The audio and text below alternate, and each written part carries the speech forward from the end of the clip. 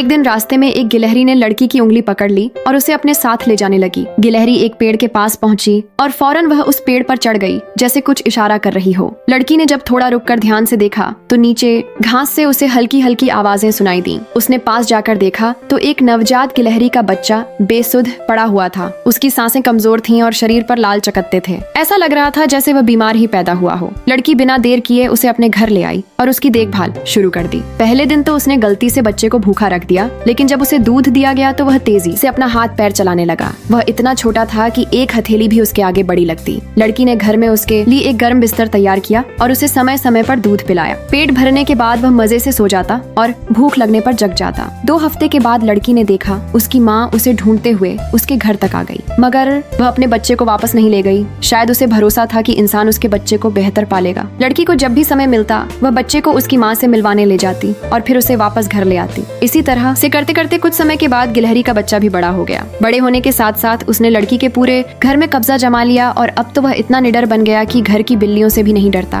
बल्कि अब तो बिल्लियां उससे डरने लगीं। उसके पूरी तरह से वयस्क होने पर एक दिन वो समय भी आया जब लड़की को उसे जंगल में छोड़ना पड़ गया। उसने अपने लिए एक पेड़ चुना और वहीं पर रहने लग गया। अगले दिन लड़की अपने घर के आंगन में ढेर सारा फल गिरा देखकर दंग रह गई। दरअसल वो उस गिलहरी का प्यार और आभार था। उसने घर के पास ही एक पेड़ को चुना और रोज वह इसी तरह से लड़की के आंगन में फल तोड़कर गिराता। उसके बाद तो लड़की से मिलना और बार बार उसके दरवाजे पर आने का ये सिलसिला यूं ही चलता रहा। कभी वह मिलने आता, कभी लड़की बादाम लेकर उसके पास जाती। दोस्तों, ये कहानी हमें सिखाती है कि प्रेम चाहे इंसान का हो या जानवर का, बिना शब्दों के भी वह दिल से दिल तक पहुंच सकता है।